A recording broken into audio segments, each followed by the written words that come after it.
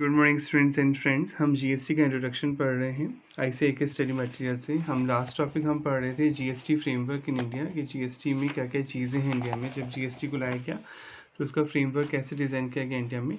इसमें हमने dual GST concept पढ़ लिया था कि इंडिया में डुअल जीएसटी कॉन्सेप्ट लगता है, यानी स्टेट भी लगाएगा जीएसटी और सेंट्रल गवर्नमेंट भी जीएसटी चार्ज करेगी।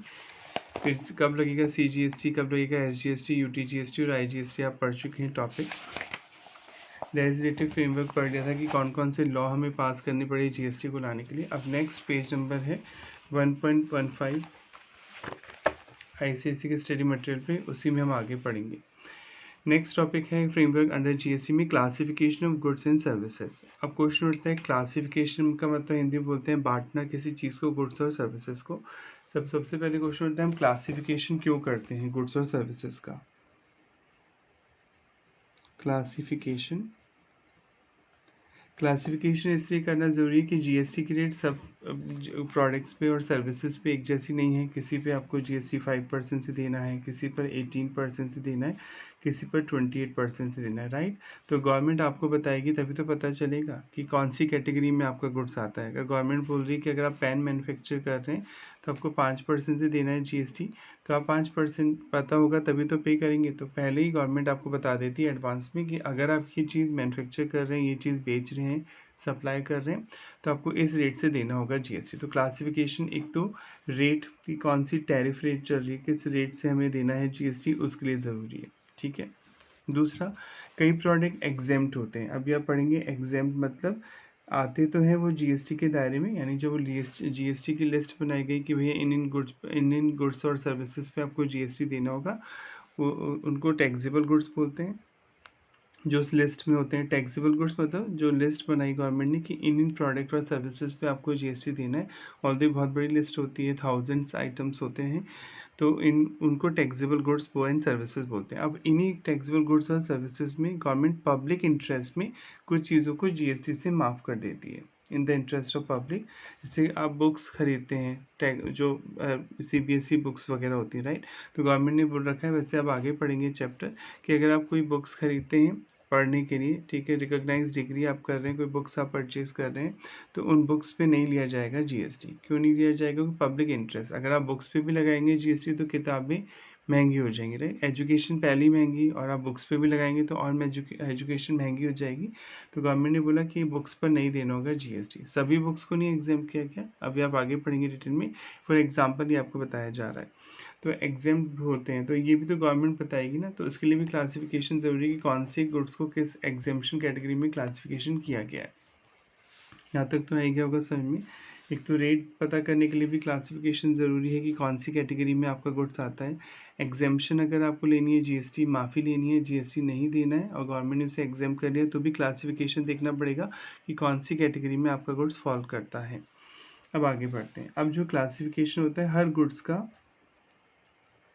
और सर्विसेज का, पूरे वर्ल्ड में कोड होता है। सर्विस का भी कोड होता है। कोड मतलब उन्हें एक नंबर असाइन किया जाता है, क्योंकि हर कंट्री में हर गुड्स को अलग अलग नाम से बोला जाता है, राइट। ठीक है, जैसे आप अगर बात करें किसी भी प्रोडक्ट की, अपन अगर बात करें तो हमारे यहाँ बुक्स, इंग्लिश में तो बुक्स बोलते हैं, हिंदी में आप इसे पुस्तक बोलेंगे, राइट। अब पुस्तक है, ठीक है, किसी कंट्री में कुछ और बोला जाता होगा। अपने इंडिया में हिंदी में पुस्तक बोल रहे हैं, किसी में कुछ और बोल रहे हैं, राइट। ठीक है, ऐसे तो दूसरी कंट्री में कुछ और बोल रहे हैं। बहुत सी लैंग्वेजेस हैं तो उनमें अलग अलग नाम से बुक्स को अपनी लैंग्वेज में बोला जाता होगा। इंग्लिश वर्ड तो बुक्स हो गया, पर अलग अलग नाम से उन्हें बोला जाता होगा, राइट। तो ऐसे तो कन्फ्यूज़न क्रिएट होगा। मान लो किसी को इंग्लिश ही नहीं आती है, वो उस कंट्री में जा रहा है, अब उसे पुस्तक बोलेगा कोई तो कोई नहीं समझेगा। आपको बुक्स बोलना नहीं आता है, आपको नहीं पता कि बुक्स को मतलब जो पुस्तक है, जो किताब है, उसे इंग्लिश में बुक्स बोलते हैं सपोज, और आप किसी ऐसी कंट्री में जा रहे हैं जहाँ इंग्लिश ही बोली जाती है, वहाँ हिंदी नहीं समझी जाती, तो अगर आप पुस्तक या किताब बोलेंगे तो कोई नहीं समझेगा, राइट। तो इसलिए गुड्स को एक कैटेगरी देना ज़रूरी है ताकि पूरे वर्ल्ड में उसका कोड अगर पता है तो उसी कोड से उसकी बिलिंग की जाएगी, राइट। तो इसलिए जो आपका वर्ल्ड ट्रेड है उसने एक जो कोड दिया है गुड्स पे, कि आप गुड्स को जो डिवाइड करेंगे 8 डिजिट कोड है, 8 डिजिट कोड, हर गुड्स का एक 8 डिजिट कोड दिया जाएगा, 8 डिजिट कोड। ताकि उस गुड्स को इक्वली पूरे वर्ल्ड में उस कोड से पहचाना जा सके। इस कोड को हम बोलते हैं जीएसटी में HSN code, harmonise system of nomenclature. Code देना इसलिए ज़रूरी है ताकि पूरे वर्ल्ड में उस गुड्स का सेम कोड हो, ताकि कन्फ्यूज़न नहीं हो। भले उसका नाम कुछ हो और उस कंट्री की लोकल लैंग्वेज में, पर उस कोड से उसे समझ में आ जाए कि ये इस चीज़ का कोड है। तो HSN कोड दिया जाएगा, हार्मोनाइज सिस्टम ऑफ नॉमेनक्लेचर। ये 8 डिजिट का कोड होगा, ठीक है। अब ये कोड बहुत सारे होते हैं, आपको याद नहीं रखने हैं। मैं एग्जांपल के लिए आपको समझा देता हूँ यहाँ पर, ठीक है। जो ये कोड है, सबसे पहले होता है चैप्टर। चैप्टर में लिखा होता है हेडिंग। मैं एक बार लिख देता हूँ, फिर आपको समझा दूंगा।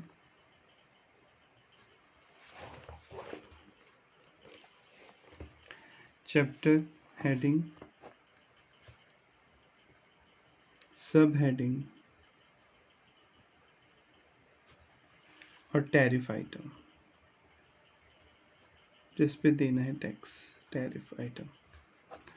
तो जो HSN कोड होता है, स्टार्टिंग के जो 2 डिजिट होते हैं उसे आप चैप्टर बोलते हैं HSN कोड के, ठीक है। जैसे चैप्टर वन में जो आप जीएसटी में पढ़ेंगे, तो चैप्टर 1 में लिखा हुआ है कि एनिमल स्किन से जो गुड्स बनते हैं वो चैप्टर 1 में आते हैं। इसी तरह बहुत सारे चैप्टर दिए गए हैं। तो मैं आपको एग्जांपल दे रहा हूँ कि अगर कोई इलेक्ट्रॉनिक गुड्स आप बनाते हैं तो चैप्टर 85 में आता है इलेक्ट्रॉनिक गुड्स। तो ये तो चैप्टर हो गया कि अगर किसी को इलेक्ट्रॉनिक गुड्स पता करना है कि उसके गुड्स प्रोडक्ट का क्या HSN कोड है पूरे वर्ल्ड में, तो वो 85 में जा सकते हैं। चैप्टर 85 में इलेक्ट्रॉनिक गुड्स दे रखे हैं, ये तो चैप्टर हो गया। अब इलेक्ट्रॉनिक गुड्स भी बहुत तरीके के होते हैं, राइट। आप देखते हैं इलेक्ट्रॉनिक आइटम में बहुत सारी मशीन आती है, वॉशिंग मशीन आती है, माइक्रोवेव आता है, बहुत सारे इलेक्ट्रॉनिक आइटम आते हैं, ठीक है। तो उसमें मेरा आइटम क्या है, मान लीजिए आप LED बनाते हैं, ठीक है। LED या मॉनिटर प्रोजेक्टर बनाते हैं। पहले अपन हेडिंग की बात कर रहे हैं। आप बनाते हैं कोई monitor display, monitor and display, monitor display बनाते हैं। मॉनिटर डिस्प्ले में तो लैपटॉप भी आ गया, राइट, टैब भी आ गए, LED TV भी आ गए। तो ये मॉनिटर डिस्प्ले ब्रॉड हेडिंग। पहले इलेक्ट्रॉनिक गुड्स आया, उसके अंदर आप कोई मॉनिटर डिस्प्ले बनाते हैं, वो इसकी हेडिंग हो गई 28। 85 चैप्टर कोड हो गया। उसमें भी 85 में आप कौन से तरह का प्रोडक्ट बनाते हैं, मान लीजिए मॉनिटर डिस्प्ले बनाते हैं, तो 1 2 3 28 नंबर पे जाएंगे तो आपको मिल जाएगा मॉनिटर एंड डिस्प्ले। अब मॉनिटर डिस्प्ले भी कई तरीके के होते हैं, राइट। आप LED TV बना सकते हैं, आप नॉर्मल TV बना सकते हैं, आप टैब बना सकते हैं, आप कंप्यूटर बना सकते हैं। मान लीजिए आप LED बनाते हैं, ठीक है, LED TV आप बनाते हैं, तो उसका आइटम आप देखेंगे, आप 72 पे जाएंगे, पॉइंट नंबर सब हेडिंग में, तो आपको मिल जाएगा LED। आप LED TV बनाते हैं तो 0.72 पे आपको मिल जाएगा। तो 85 हो गया चैप्टर कोड। चैप्टर हो गया इलेक्ट्रॉनिक गुड्स। इलेक्ट्रॉनिक गुड्स में होती है हेडिंग। हेडिंग में मतलब जो प्रोडक्ट आप बनाते हैं उसका नाम होता है। जैसे इलेक्ट्रॉनिक गुड्स में मॉनिटर डिस्प्ले आप बनाते हैं तो 28 नंबर पे मिल जाएगा। अब मॉनिटर डिस्प्ले भी बहुत सारे तरह के होते हैं। मान लीजिए आप LED बनाते हैं तो LED पॉइंट नंबर 72 पे आपको मिल जाएगा। अब LED भी कई तरह के होते हैं, राइट। 14 इंचेस, 21 इंचेस, 32 इंचेस के TV, 51 इंचेस के TV लाइक तक, इतने सेंटीमीटर के TV, इस तरह के। तो आप मान लीजिए कोई LED बनाते हैं जो मोर देन 105 सेंटीमीटर का है उसकी स्क्रीन जो है, तो फिर ये आएगा पॉइंट नंबर 17 पर। कि अगर आप 105 सेंटीमीटर से ज़्यादा का इंच का TV बना रहे हैं तो वो इसमें कवर हो जाएगा 17 में। तो अगर हम इसे लिखें कंबाइंड, आप जो TV बना रहे हैं उसका HSN कोड क्या हुआ, 85, 28, 72 और 17, ये 8 डिजिट का HSN कोड हो गया। अगर आप LED TV बना रहे हैं जिसकी जो स्क्रीन है 105 सेंटीमीटर से ज़्यादा है तो आपके उस प्रोडक्ट का कोड हो गया ये। और जब आप उस प्रोडक्ट पे आप देखते हैं मॉल वगैरह में बार कोड लगे होते हैं, राइट, वो ब्लिंक करते हैं तो वो अपने आप डिस्प्ले आ जाता है कि ये प्रोडक्ट ये है, इस पर GST की रेट ये है।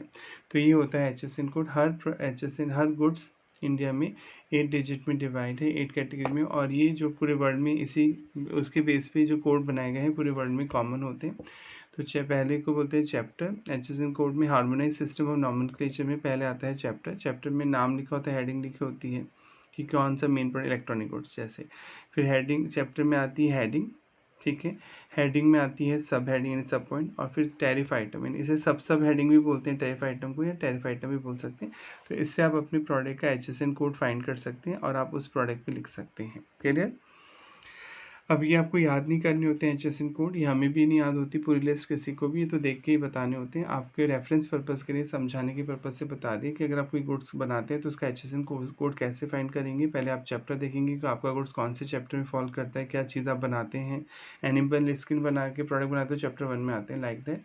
इलेक्ट्रॉनिक गुड्स बनाते हैं चैप्टर 85 में। फिर चैप्टर में आप अपनी हेडिंग्स देखेंगे कौन सी कैटेगरी में आपका गुड्स फॉल करता है, क्योंकि वो भी बहुत सारे होते हैं 20। फिर हेडिंग में आप देखेंगे सब हेडिंग, फिर सब हेडिंग में टैरिफ आइटम की कौन सी कैटेगरी में आपका आइटम वो आता है, तो इसे बोलते हैं HSN कोड। ऐसे सर्विसेज के भी कोड होते हैं 6 डिजिट के होते हैं।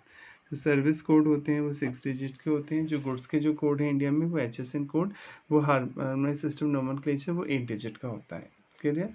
कोई डाउट है तो आप पूछ सकते हैं। अब पढ़ लेते हैं इस चीज़ को। Classification of goods and services. Classification determine, classification से ही पता चलता है द रेट ऑफ टैक्स की, उस प्रोडक्ट पे क्या टैक्स लगेगा applicable of particular supply of goods और services. HSN harmonize system of nomenclature is use for classifying the goods under GST। GST में गुड्स को कैटेगरी बनाने के लिए HSN कोड यूज होता है। Chapter referred to in the rate schedule for goods are the chapter of the first schedule to the Custom Tariff Act 1975। Custom आप CA final पढ़ेंगे तो जो कस्टम में बना हुआ टैरिफ एक्ट 1975, वहाँ से आपको रेट मिल जाती है कि कौन से प्रोडक्ट पे किस रेट से आपको देना होगा GST। वहाँ कस्टम की टैरिफ रेट्स मिल जाएंगी। ठीक है, जो हार्मोनाइज सिस्टम है, क्योंकि कस्टम में भी प्रोडक्ट है, जो प्रोडक्ट का क्लासिफिकेशन है HSN, वो कस्टम में भी अप्लाई होता है। कोई गुड्स इंपोर्ट एक्सपोर्ट करते हैं तो उसका कोड देखा जाता है, उसी के हिसाब से आपको कस्टम ड्यूटी देनी होती है। A new scheme of classification service is devised wherein the services of various description have been classified। Services को भी classify किया जाता है under various sections में, heading में और groups में। ठीक है, each group consist of various service code होते हैं, सर्विस अकाउंटिंग कोड बोलते हैं, use to classify the service under the like GST like HSN for goods. जैसे गुड्स को बांटा जाता है इसी तरह सर्विसेज को बांटा जाता है, बस फर्क ये कि सर्विसेज के जो कोड हैं वो 6 डिजिट के होते हैं और जो गुड्स के लिए HSN कोड होते हैं वो 8 डिजिट के होते हैं। मेन पर्पज होता है क्लासिफिकेशन का ये बताना कि कौन से आइटम पे क्या रेट से आपको GST देना है, और ये जो HSN कोड होते हैं पूरे वर्ल्ड में कॉमन होते हैं किसी पर्टिकुलर गुड्स और सर्विसेज के लिए। क्लियर? अब नेक्स्ट हेडिंग आती है कंपोजिशन स्कीम। अब what do by composition scheme से समझ लेते हैं। कंपोजिशन स्कीम,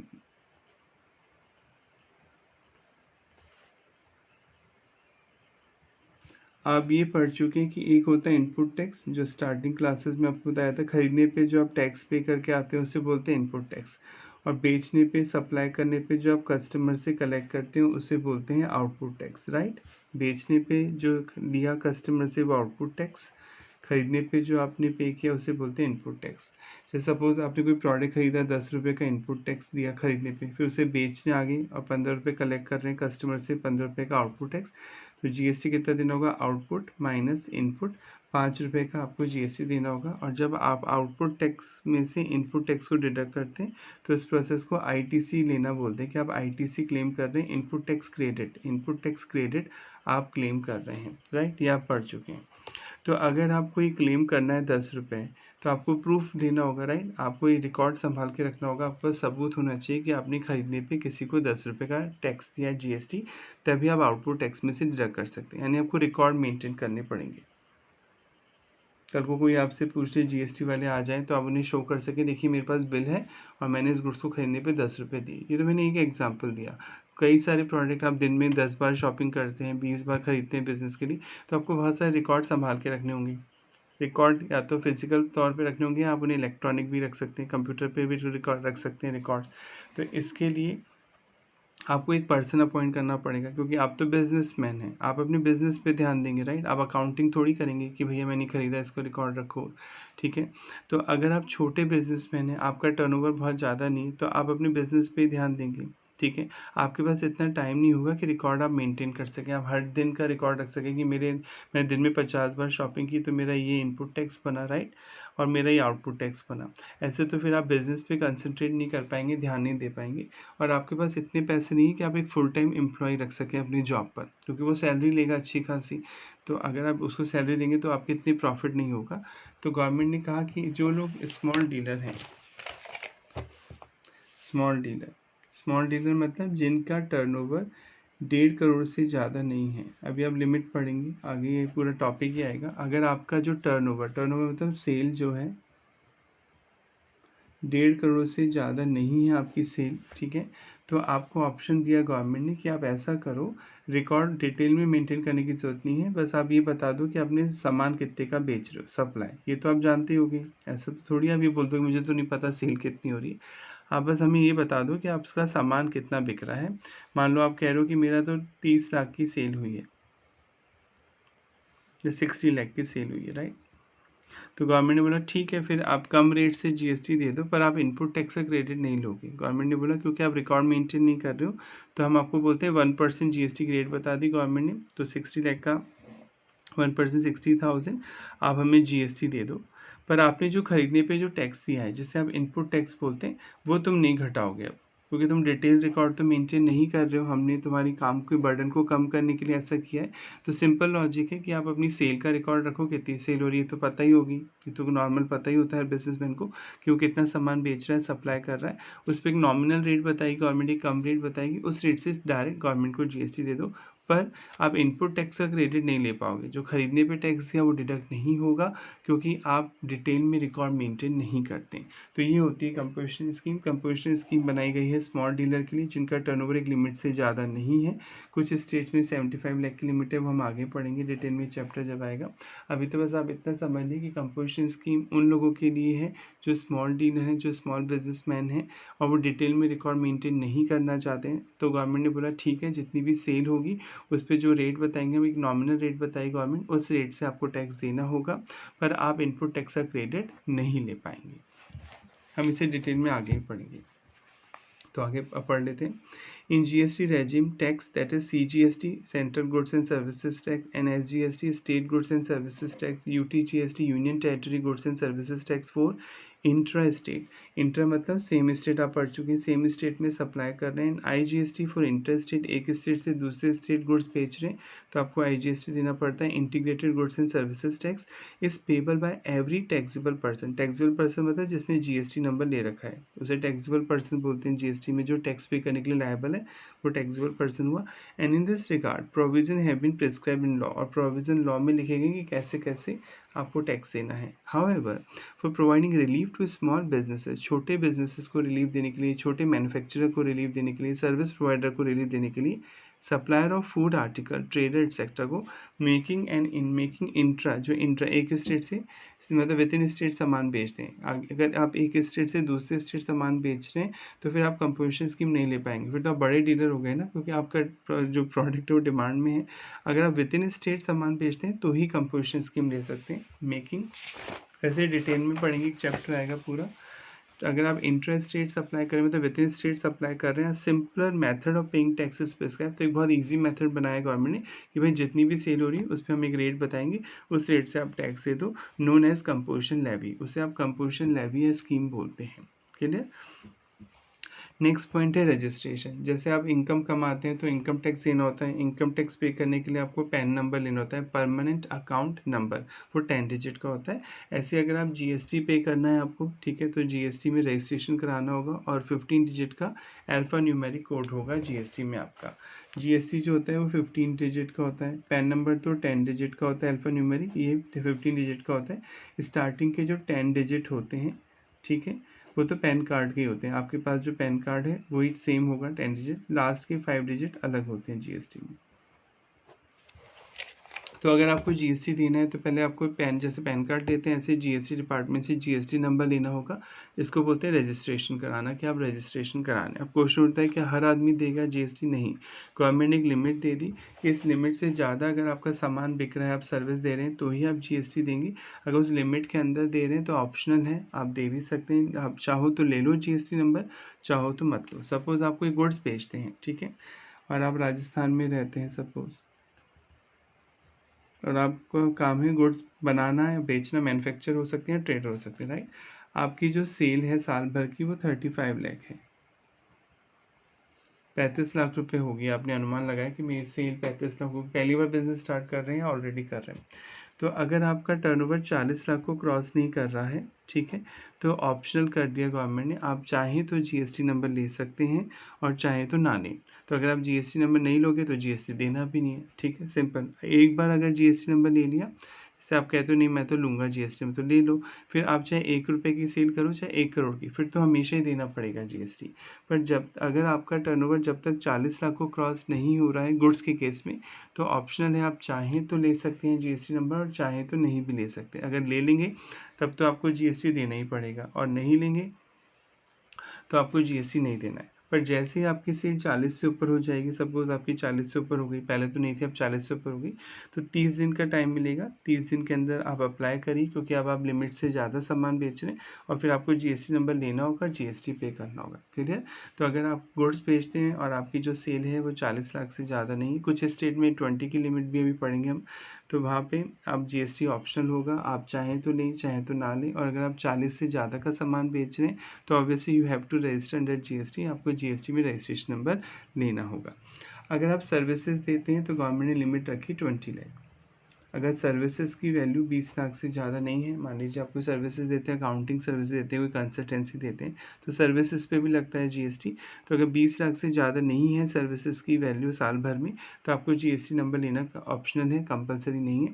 पर 20 लाख से ऊपर होते ही आपको जीएसटी नंबर लेना क्या हो जाएगा, कंपलसरी हो जाएगा। क्लियर? अब आपके माइंड में आ रहा होगा सर हम तो गुड्स भी बेचते हैं और सर्विस भी देते हैं, हम तो दोनों काम एक साथ करते हैं। जैसे आपने कोई 2 व्हीलर की फ्रेंचाइजी ले रखी, किसी भी कंपनी की 2 व्हीलर बेचते हैं आप, और आपने सर्विस सेंटर भी खोल रखा है, सर्विसेज भी देते हैं आप, गाड़ियों की सर्विसेज भी करते हैं, तो सर्विस भी दे रहे हैं और गुड्स भी बेच रहे हैं। गाड़ी बेचना तो 2 व्हीलर बेचना तो गुड्स हो गया, तो अब दोनों काम कर रहे हैं, तो सिर्फ कौन सी लिमिट लगेगी, तो 20 लाख ही देखे जाएंगे। जैसे ही 20 लाख से ऊपर होगा आपका टर्नओवर सेल, आपको दोनों की वैल्यू, गुड्स और सर्विसेज की वैल्यू मिला के देखा जाएगा। 20 लाख से ऊपर होते ही जीएसटी नंबर लेना होगा। अगर आप इंडिविजुअली अगर आप गुड्स ही बेच रहे हैं तो 40 लाख से ऊपर होने पे जीएसटी नंबर लेना होगा। अगर आप सर्विस दे रहे हैं केवल, तो 20 लाख से ऊपर होने पे जीएसटी नंबर लेना होगा। अगर आप दोनों दे रहे हैं, गुड्स भी बेच रहे हैं सर्विसेज भी दे रहे हैं, जैसे आप ब्यूटी पार्लर में गए हैं, जाते हैं, ठीक है, किसी भी आप बार्बर शॉप पे जाते हैं, तो जो अच्छे बार्बर शॉप होते हैं वो कॉस्मेटिक्स आइटम भी बेच रहे होते हैं, वहाँ क्रीम शैम्पू सब मिलते हैं, प्लस वो आपको सर्विस भी दे रहे होते हैं, राइट? कटिंग वगैरह की फैसिलिटी, पेडिक्योर मेडिक्योर लगते हैं, तो वो गुड्स भी बेच रहे हैं और सर्विस भी दे रहे हैं, तो वहाँ 20 लाख की लिमिट हो जाएगी। केवल गुड्स बेच रहे हैं तो 40 लाख, अगर दोनों कंबाइन करके बेच रहे हैं तो दोनों का टोटल अगर 20 लाख को क्रॉस हो गया तो आपको जीएसटी देना होगा। क्लियर? यहाँ तो कोई डाउट है तो पूछ लें। तो ये होता है जीएसटी रजिस्ट्रेशन। कुछ स्टेट में 10 लाख की लिमिट है, कुछ स्टेट में 20, तो वो आप पढ़ लेते। वैसे ये चैप्टर भी आगे आएगा डिटेल में। Every supplier of goods or services is required to obtain registration, उसे लेना होगा in the state or union territory from where he make the taxable supply, जहाँ से वो कोई taxable supply मतलब वो goods बेच रहा है जिन पर जीएसटी देना है। taxable supply मतलब those goods और services which are covered under GST, जो जीएसटी में आते हैं जिन पे आपको टैक्स देना होता है, उन्हें taxable supply बोलते हैं। If his aggregate turnover, aggregate मतलब total turnover exceed the threshold limit during a financial year, different threshold, threshold मतलब मिनिमम लिमिट, इस लिमिट से ऊपर होने पे लेना होगा, इस लिमिट से नीचे होने पे नहीं लेना होगा, थ्रेशोल्ड लिमिट है वो। have been prescribed by various states and union territories depending upon the fact whether the supplier is engaged exclusively in supply of goods or exclusively in supply of services or in supply of both goods and services। Depend करती है limit कि आप क्या बेचते हैं। अगर आप goods बेचते हैं तो अलग लिमिट है, अगर आप एक्सक्लूसिवली मतलब केवल सर्विसेज देते हैं तो अलग अलग लिमिट है, अगर आप दोनों देते हैं तो अलग लिमिट है। The threshold limit and exemption limit of aggregate turnover prescribed for various states or union territories are as follow. State with threshold limit of ₹10 lakh for supply of goods and service. अगर आप इन state में सामान बेचते हैं तो 10 लाख की limit रखी है गवर्नमेंट ने, चाहे आप गुड्स बेचते हो चाहे सर्विस, 10 लाख से ऊपर होने पर आपको जीएसटी नंबर लेना होगा। बहुत ईजी है, ठीक है। MMNT, इसे शॉर्ट में याद करेंगे, MMNT मणिपुर, मिजोरम, नागालैंड, त्रिपुरा। MMNT में अगर आप बेचते हैं कोई गुड्स और सर्विसेज तो इन स्टेट में 10 लाख की लिमिट रखी गई। 10 लाख से ऊपर होते ही आपको जीएसटी नंबर लेना होगा, चाहे आप गुड्स बेचते हो चाहे सर्विस। लिमिट कम क्यों रखी गई, क्योंकि मेनली टूरिज्म के प्लेसेस हैं, यहाँ पे मैन्युफैक्चरिंग और ट्रेडिंग बहुत कम है, तो गवर्नमेंट अगर लिमिट ज़्यादा रखती तो ज़्यादा लोग आउट हो जाते, फिर सब कोई टैक्स नहीं देता इन स्टेट्स में, तो गवर्नमेंट ने लिमिट रखी है, क्योंकि स्टेट का डेवलपमेंट तभी होगा जब टैक्स की इनकम होगी उस स्टेट्स को, तो यहाँ पे लिमिट कम रखी गई है MMNT में, मणिपुर, मिजोरम, नागालैंड और त्रिपुरा। आप इसे ऐसे भी याद कर सकते हैं MNT। Next, state with threshold limit 20 lakh for supply of goods और सर्विसेज। अगर इन स्टेट में सामान बेचते हैं जो आप पढ़ने जा रहे हैं, इन स्टेट पे 20 लाख की लिमिट है, यानी अगर चाहे आप गुड्स बेचते हो या सर्विसेज बेचते हो या दोनों बेचते हो, अगर 20 लाख से ज़्यादा हो जाता है आपका टर्नओवर तो आपको GST नंबर लेना होगा।